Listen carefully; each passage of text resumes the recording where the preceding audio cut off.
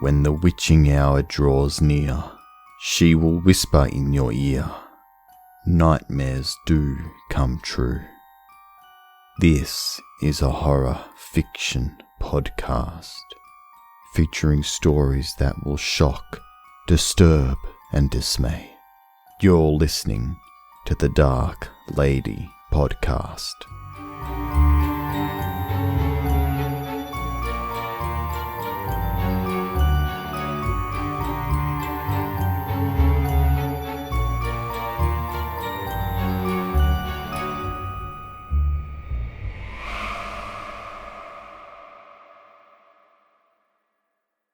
The Dark Lady Podcast presents Love Doll.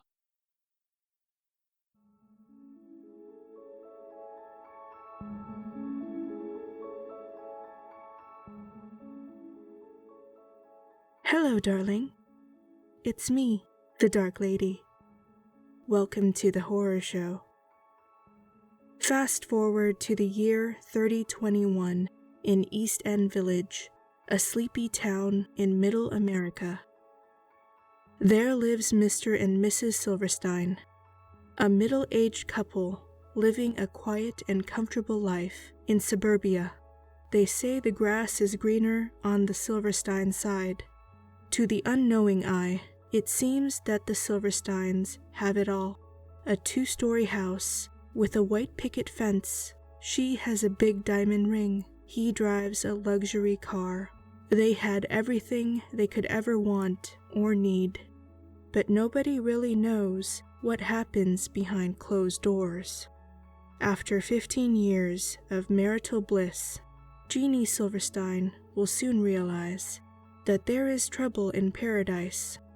Her husband, Dave, was not the man she thought she married, and the closer Genie comes to discovering the truth, the closer she comes to meeting her own demise.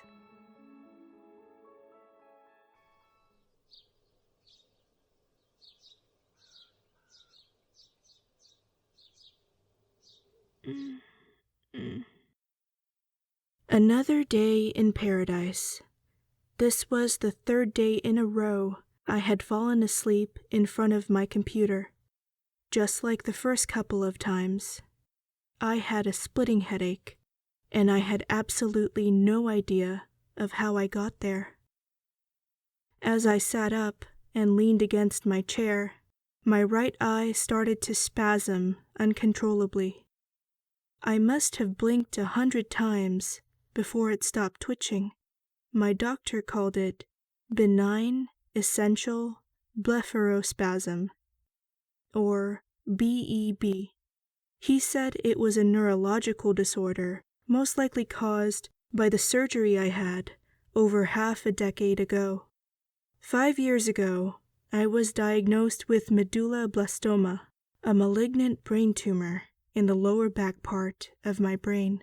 I underwent a high-risk surgery to remove the tumor. My neurosurgeon said I had less than a 10% chance of surviving the procedure. Somehow, by the grace of God, I pulled through. I stood up, took a few steps away from my desk, and stubbed my toe on a red toolbox. Damn it. It was my husband's toolbox. Dave was always tinkering with the computer and our personal AI assistant. He must have forgotten to put it back in the garage. Good morning, Genie. Are you in distress? Speak of the devil. Our house is considered to be very low-tech for this day and age. Dave and I didn't own any droids or robots. I couldn't bear the thought of a metal, humanoid creature whirring and clanking about in my kitchen. I preferred to cook and clean the house myself, the old-fashioned way. But after a while, I agreed to have a housemate installed in our home. A housemate was a top-of-the-line personal AI assistant. It didn't have a body, only a voice. You could customize its accent and personality. You could even give it a name. I named my housemate Porter. Hi. I'm fine. Just banged my toe. Do you require immediate attention? Would you like me to call Dave? That's not necessary. I'm fine. Really. Porter was a clever little thing. He was connected to the internet and had access to most of the world's essential public databases. He could access and control all of my electronics. I could ask him to send an email, turn on the washing machine, and activate our home's security system. If something were to happen to me or Dave, Porter could easily alert the police or request an ambulance. Today is a special day. Oh yeah? What's so special about it? Today is the 15th wedding anniversary of Dave and Genie Silverstein. Oh no. I completely forgot about that. It is all right. I am here to help you remember. I rubbed my eyes and touched my left hand. My heart skipped a beat when I found that my wedding ring was missing. Porter could read me like a book. He knew exactly what I was looking for, without me having to ask. Your wedding ring should be on the mousepad.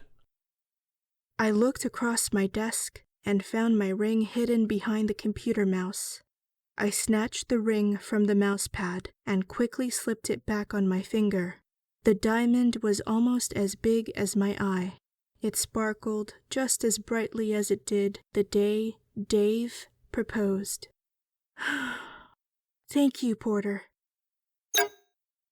You are welcome. Life wasn't perfect, but I was happy to still be alive. I touched the back of my head and carefully parted my long red hair. There was a cold metal plate embedded in the back of my skull. I would have never gotten through cancer without my husband, Dave. We've had a bit of a rough patch lately, but I knew that deep down, Dave still loved me. Dave worked from 9 to 5 as a regional manager at Excision Telematics. I wanted to do something special for him when he came home tonight. I snapped my fingers. Porter, open the blinds. Give me some sun. Opening kitchen and living room blinds. I clapped my hands. Porter, turn on the radio. Now playing XFM, Existential Radio.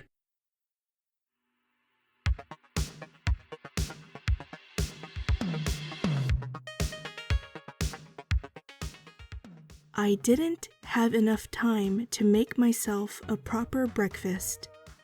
I had a glass of orange juice and an aspirin. Then I quickly got dressed and had Porter call me a hover cab. I had a lot to get done before Dave came home today. Now a word from our sponsor. Dreamwear. We create your companion for life. Are you sick of Sparky chewing up your shoes? Did you wish Rex could be a puppy forever? Have you ever wanted to own a dog without the hassle of cleaning up after it or taking it out on walks? Man's best friend never looked so good. Dreamwear's 4th generation pet collection is now available. Now with hypoallergenic fur.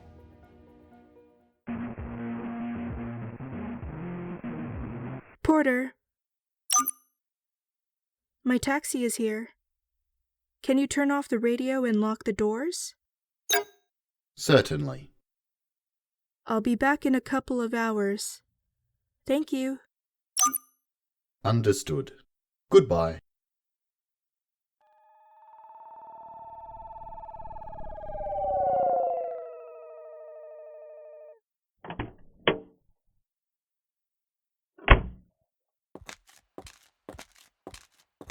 I went to the big supermarket on Main Street called Morty's Exchange.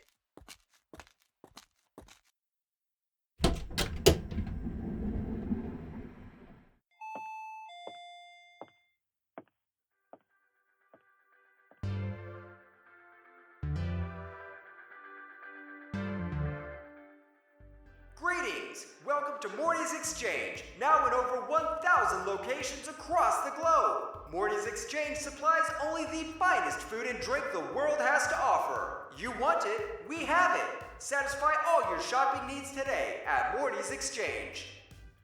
I walked over to the shopping cart dispenser and waited patiently behind an older, heavier gentleman with thin, gray hair. He held his left wrist under the scanner. There was a loud beep, and the light above the dispensing machine turned green. Microchip reading was successful. The man slowly went through all of the automated prompts and eventually completed his request. Thank you for shopping at Morty's Exchange. A shopping cart rolled off of its docking station on its own and followed the man as he hobbled away. I scanned my left wrist and requested one shopping cart. Thank you for your cooperation.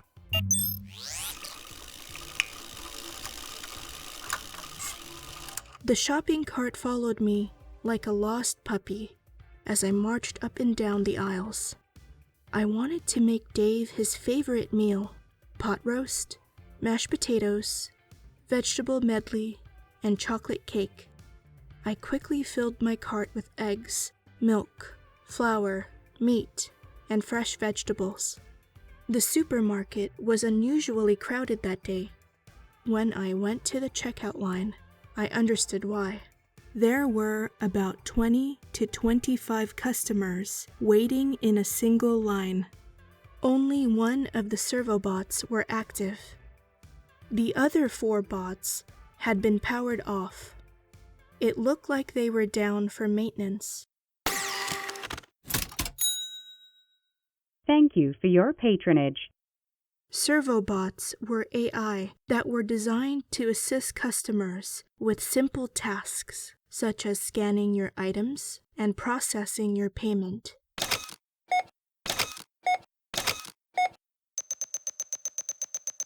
Your total balance is 142 credits. Thank you for your patronage. All of the servobots I had seen were made to look and sound like a woman in her mid to late 20s. Dave told me that they were designed this way in order to put customers at ease and enhance the shopping experience. This was never the case for me. Droids and robots always made me feel uneasy. For some reason, I had a hard time looking them in the eye. The servobot working at Register 4 was only half of a woman. It had no legs. Its lower half was welded to the counter in front of the cash register.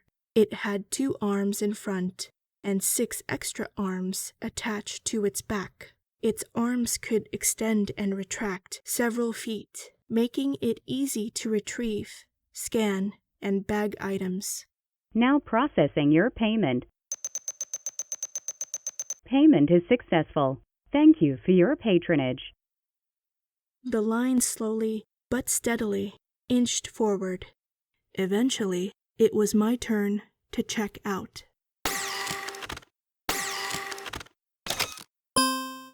Next customer, please step forward. I averted my eyes to the floor and held out my wrist at the small monitor sitting at the edge of the counter. The monitor beeped and the screen flashed green.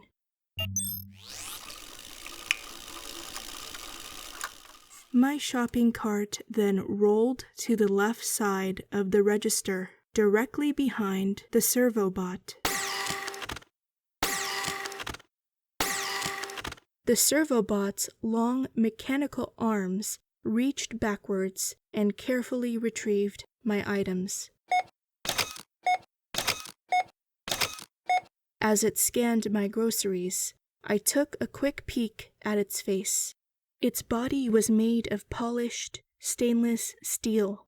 It was dressed in a red collared shirt and a short, brown wig. Its face was made of thin latex, and its lips and cheeks were painted pink. Its eyes looked like they were made out of glass. Your total balance is 163 credits.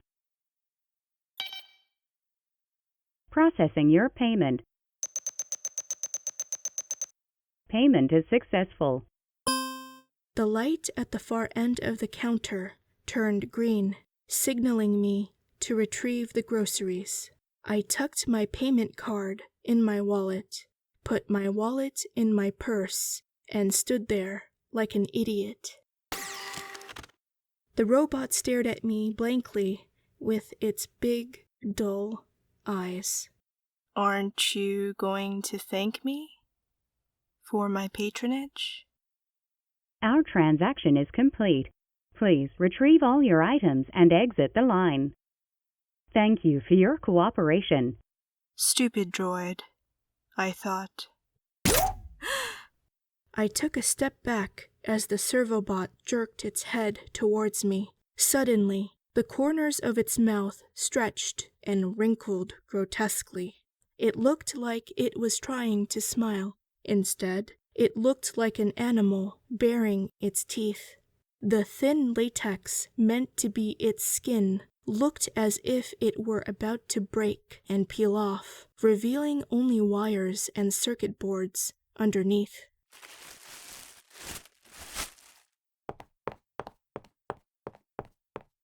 Without saying another word, I snatched my bags and headed towards the exit.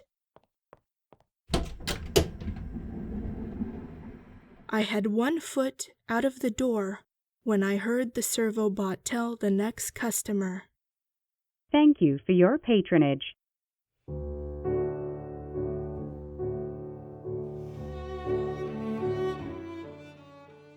I went home and spent the rest of the day cooking and tidying up. I vacuumed the floors and dusted the furniture. I made sure everything was spotless. At 4 p.m., I took a nice long bath and put on a pink, lacy nightgown. I curled my eyelashes and put on a little lipstick. Then I scattered some rose petals on the floor, making a trail from the front door to the dining table to the foot of our bed. When everything was ready, I dimmed the lights, sat on the sofa, and waited for my husband to come home. Dave was usually home by 5:30. I waited and waited. When I looked at the clock, I saw that it was nearly 8 p.m. Porter? Yes, Genie. What is your command? It's not like Dave to be out this late. Does he have a business dinner scheduled for tonight?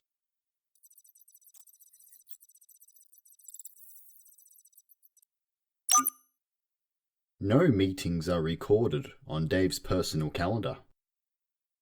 Can you call him for me? Dialing Dave's cell phone.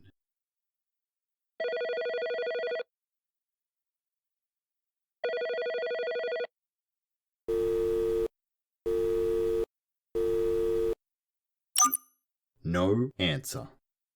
I guess we'll have to wait then. Several more hours passed.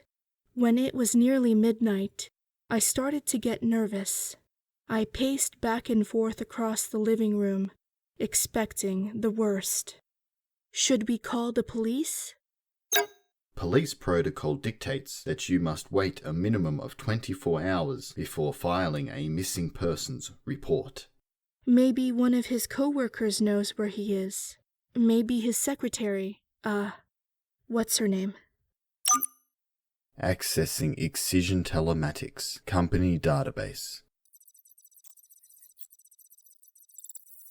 Searching.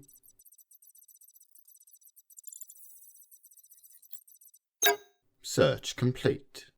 The name of Dave Silverstein's secretary is Lydia Davenport.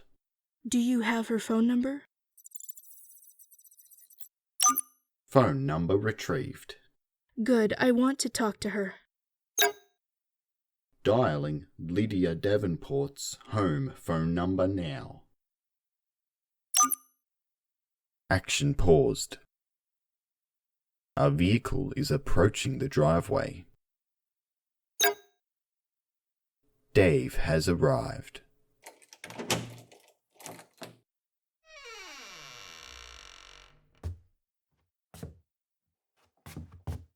Dave? Honey? Oh, man, my head. It's okay.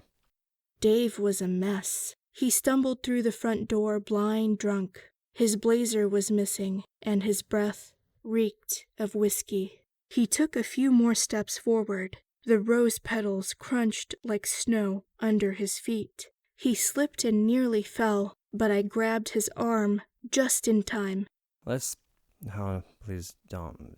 I led him to the sofa, where he collapsed and fell asleep instantly.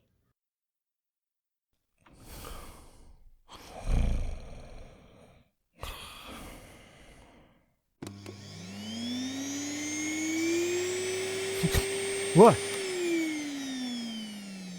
Morning. Can you move your leg? I'm trying to get under you.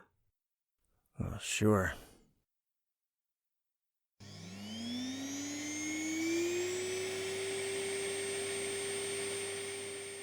I made breakfast. You should eat it before it gets cold. Okay. Thanks. Dave got up and walked to the kitchen. I did my best to vacuum the rose petals, but the ones Dave had stepped on were stuck to the floor. I needed to scrub it clean by hand. I went into the kitchen. Dave was sitting on the table, scraping the burnt edges of his toast with a butter knife. I grabbed a bottle of cleaner from the cabinet under the sink.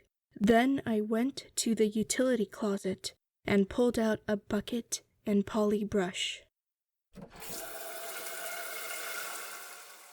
As the bucket filled with hot water, my right eye started to twitch. I pressed my hand over my eyelid and tried to calm myself down. A few moments later, I felt Dave's hand caress the back of my neck. Here, let me help. I stepped aside and let Dave pour cleaner in the bucket. Then he put on a pair of yellow gloves and carried the solution into the living room. I stood by the sink as my eye throbbed and listened to him scrub the floors. When the scrubbing stopped and my eye felt a bit better, I went to the living room. Dave was sitting on the sofa. He looked so miserable. I sat on his lap and wrapped my arms around his head. This seemed to comfort him. I'm sorry about last night. I'm sorry I burned your toast.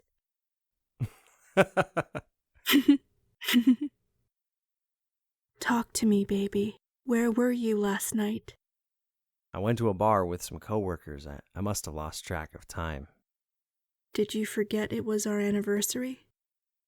Our anniversary. You've been so distant lately. What's wrong? Did I do something to upset you? No, Genie, it's not your fault. It's me. I'm getting old. Oh, Dave. Is that what you're worried about? You barely turned 40. I'm getting old, too. We're both on the same boat. It doesn't look like it. You're perfect. You'll always be perfect. I laid my head on Dave's shoulder and nuzzled his neck. Dave, you're right. We're both not getting any younger. I'm ready to take the next step with you. What do you mean? I looked into his deep blue eyes and smiled. I want to have a baby with you. What did you say? I said I wanted to have a baby with you.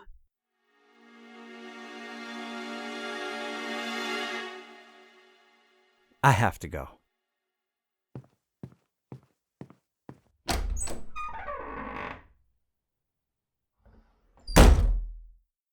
And just like that, he was gone. He didn't even kiss me goodbye.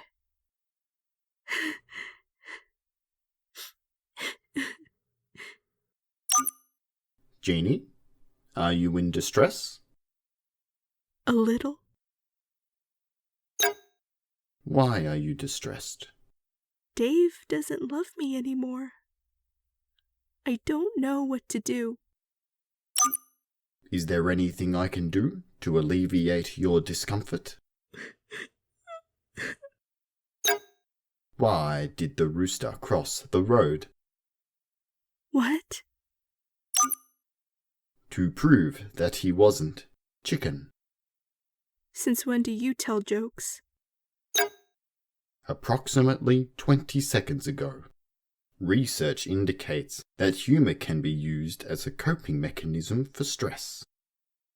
Why did the robot go to the shoe store? Why? To get rebooted. Good one. I don't know what's been wrong with me lately. I just haven't been feeling like myself.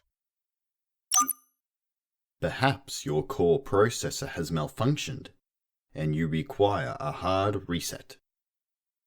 Okay. Not funny, Porter. That's enough jokes out of you. Porter, Yes, Genie. can you pull up our bank statements? Accessing Silverstein's personal banking details.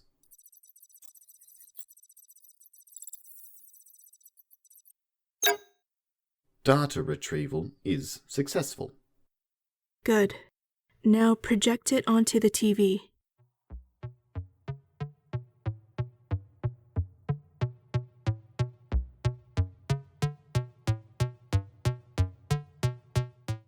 I scrolled through all of our bank statements from the past year. They were mostly monthly bills. There was a $5,000 credit charge in May of last year from Dreamware. Porter's internal hard drive had to be repaired. But starting in the summer of 2020, there were over a dozen expensive charges to Moreno's Italian Diner. On July 10th, there was a $2,200 credit charge for a honeymoon suite in the Little Eden Hotel.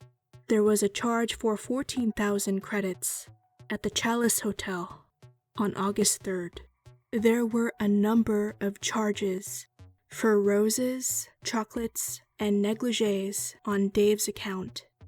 Porter, What is your command? pull up Dave's personal email account. I skimmed through hundreds of emails. There were some warranty messages from Dreamware. There were old Christmas and birthday greetings from coworkers. Then I found an email from my husband's secretary. It was sent on Valentine's Day this year. There was a heart on the subject line. I tried to open it, but it was encrypted. Porter, I want to know what's in this email. Attempting to decrypt email.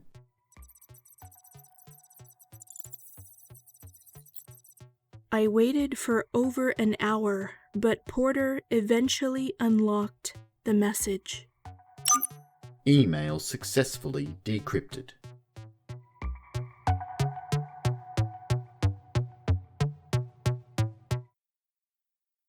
Lydia Davenport had sent my husband a picture of herself, naked. I stared numbly at her pale, smug face. My eye twitched so hard that I thought it would pop. out of my skull. Without thinking it through, I asked Porter for Lydia's home address.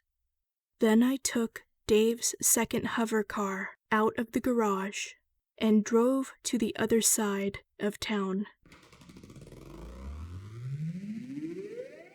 I parked outside of Lydia's apartment and stared at her living room window. Dave sat beside Lydia on the couch and wrapped his arm around her as they watched TV. They talked and laughed like they were doing nothing wrong. When they finished watching their show, Lydia kissed Dave softly on the lips and led him into her bedroom. My heart sank when I saw him caress the nape of her neck and unzip the back of her dress. He kissed and embraced her with such affection that I knew that this was more than just a casual affair. There was no doubt in my mind that he loved her. Distraught, I turned on the engine and reversed too quickly.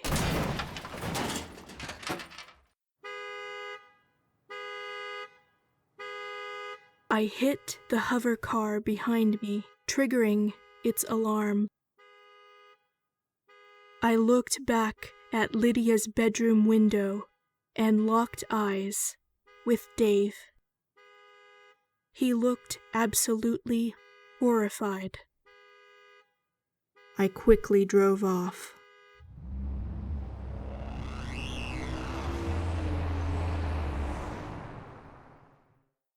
The world was a blur.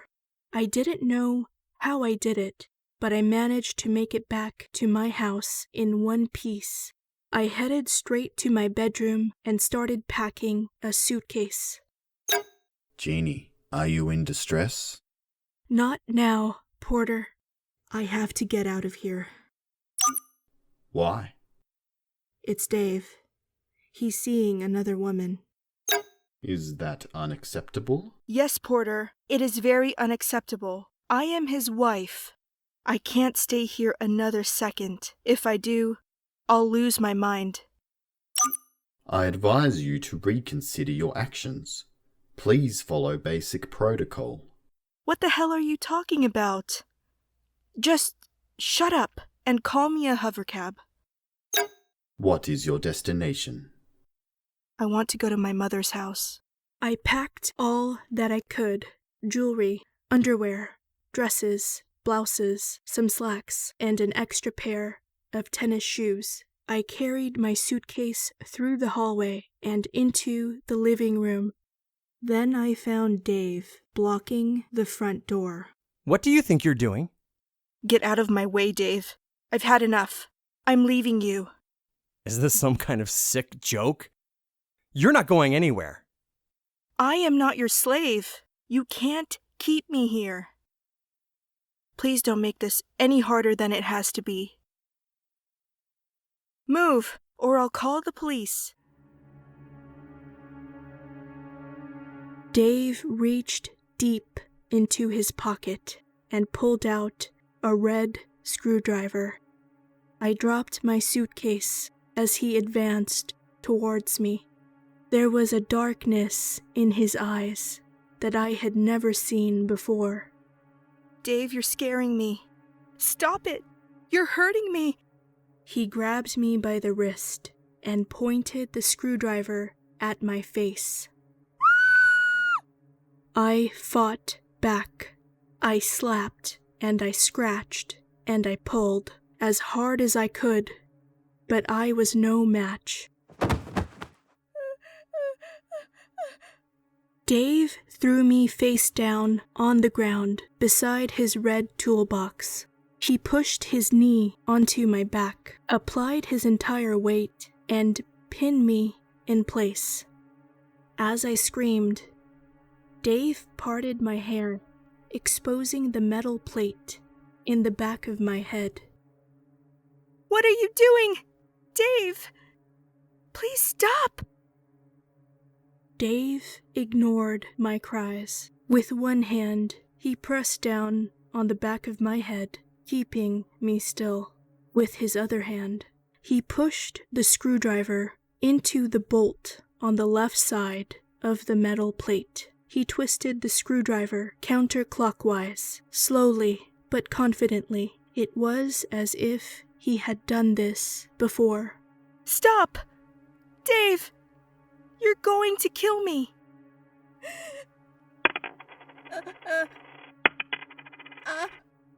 One by one, the screws came loose and rolled across the floor. The back of my head swung open like a door.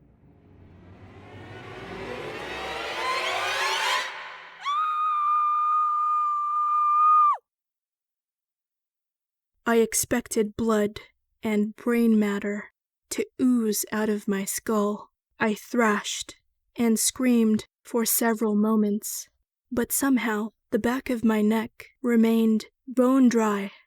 Dave stuck his fingers inside my head and pressed hard.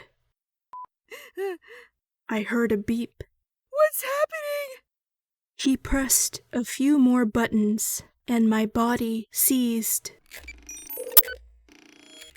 I couldn't move my arms or my legs. Dave! Dave! Dave!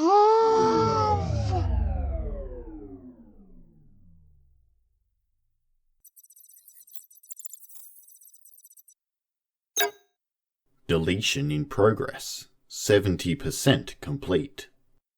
My eyes fluttered open when I heard Porter's voice. I felt so tired, so very tired.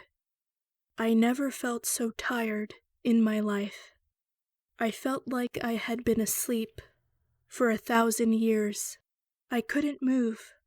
I couldn't speak. All I could do was watch.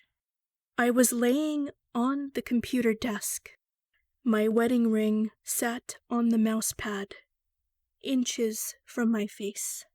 The diamond sparkled under the pale blue light emitting from the computer monitors. There was a loading bar on the center screen that read, Factory Data Reset, 72%. There was a single red wire connected from the back of my head to the computer.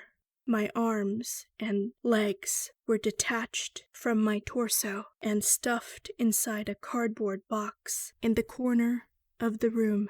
My left hand stuck out of the box stiffly as if I were waving myself goodbye.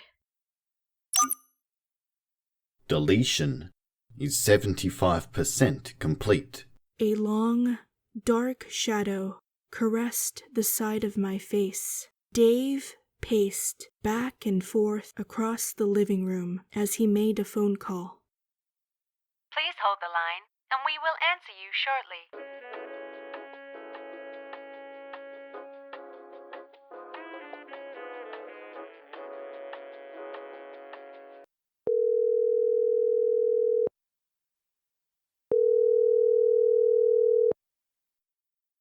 Thank you for contacting Dreamwear Customer Support. My name is Jane. How can I assist you?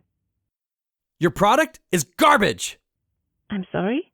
You heard me! I should sue your company for everything it's worth! I'm very sorry to hear about your dissatisfaction.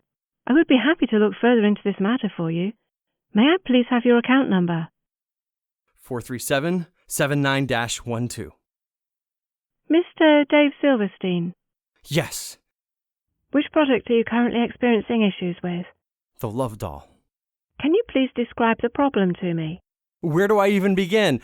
Artificial intelligence, huh? Well, what's so intelligent about it? It turns off when I want it to stay on. It stays on when I want it to turn off. Its eye twitches. It can't remember simple tasks. It ignores basic commands. And tonight, this thing, it went completely off the rails. It stole my car and went on a joyride. It drove to my girlfriend's apartment and crashed into another car. It happened right in front of me. Oh my God! Was anyone hurt? At that point, no, but let me keep going. When I get back to the house, my dream girl said she'd had enough of me. It treated me like I did something wrong. It took my dead wife's clothes and jewelry. It was gonna take everything and go God knows where, and when I tried to stop it from leaving, it attacked me. That is unfortunate. Unfortunate? Lady, there's scratches all over my face. I'm very sorry to hear that, sir. I completely understand your frustrations. How did this happen? I'm not sure. Perhaps your AI unit had some kind of malfunction. Factory reset. 85% complete.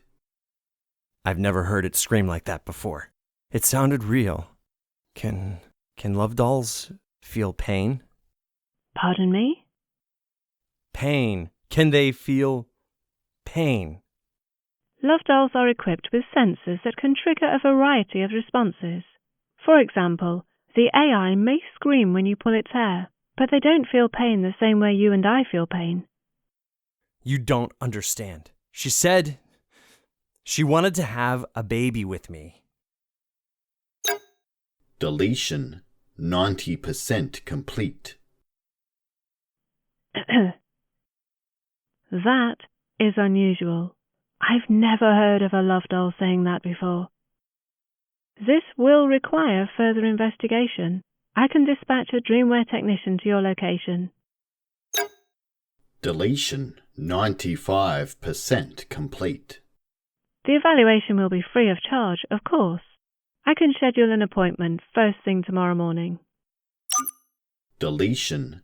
99% complete. It's too late. Sir? System will restart in 10, 9, 8, 7, 6.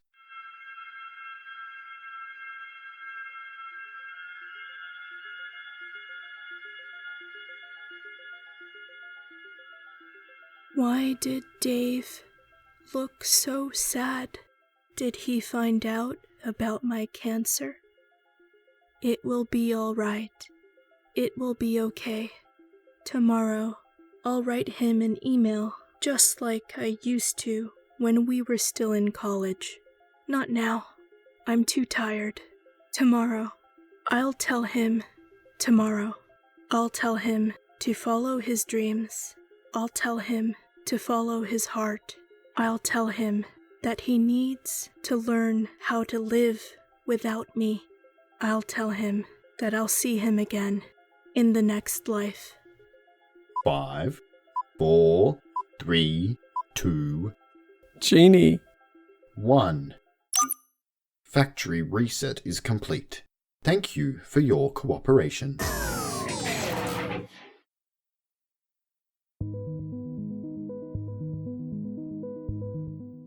What are the components of a human soul?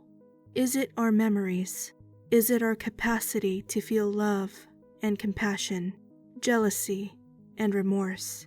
Was Genie a cheap imitation or a woman reborn? For Dave Silverstein, the answer comes too little, too late. This was the Dark Lady Podcast. Until next time, darling. Goodbye.